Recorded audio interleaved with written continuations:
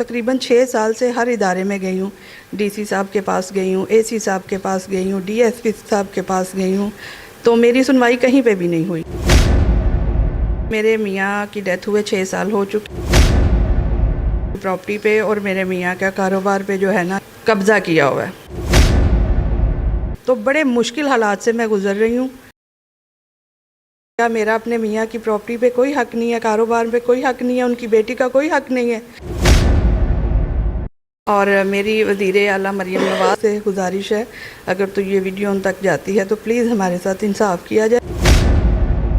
السلام علیکم جی. میرے میاں کی ڈیتھ ہوئے 6 سال ہو چکے ہیں, اور ان کی ڈیتھ کے بعد میرے میاں کی پراپرٹی پہ اور میرے میاں کا کاروبار پہ جو ہے نا یہ طارق جاوید لوگوں نے قبضہ کیا ہوا ہے.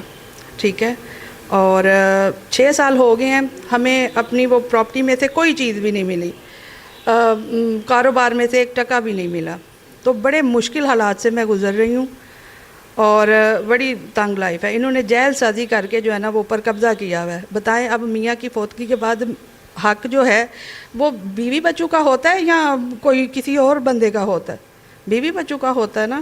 ہمیں جو ہے نا وہ ہر چیز سے محروم کیا گیا ہے. میں جو ہوں نا وہ تقریباً 6 سال سے ہر ادارے میں گئی ہوں.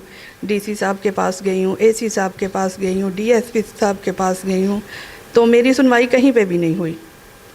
کسی نے بھی جو ہے نا وہ میری بات کو نہیں سنا اور نہ نوٹس لیا ہے. تو میری مریم نواز وزیر اعلیٰ صاحب سے گزارش ہے کہ پلیز اگر آپ تک یہ ویڈیو آتی ہے تو آپ اس پہ جو ہے وہ نوٹس لیں. ہم اس ٹائم پہ بہت تنگ ہیں. اس مشکل حالات میں ہم کیسے گزارا کریں؟ میری بیٹی بھی ہے ایک. کیا میاں کی پراپرٹی کے بعد بیوی بچوں کا کوئی حق نہیں ہے؟ بیوی بچوں کا حق ہوتا ہے. ہم نے تو کہیں نہیں دیکھا کہ ایک انجان بندہ آ کے اوپر قبضہ کر کے بیٹھ جاتا ہے اور کہتا ہے جی آپ لوگوں کا حق نہیں ہے, یہ ہمارا ہے. تو اس کو کوئی پوچھنے والا نہیں ہے. ہم اپنی فریاد لے کے کہاں جائیں؟ میری سرکاری افسران سے بھی گزارش ہے, جتنے بھی بڑے ادارے ہیں ان سے گزارش ہے کہ پلیز اس کا سختی سے نوٹس لیں اور پلیز میرے ساتھ انصاف کریں. آپ دیکھ رہے ہیں پاک نیوز, پاکستان کی آواز.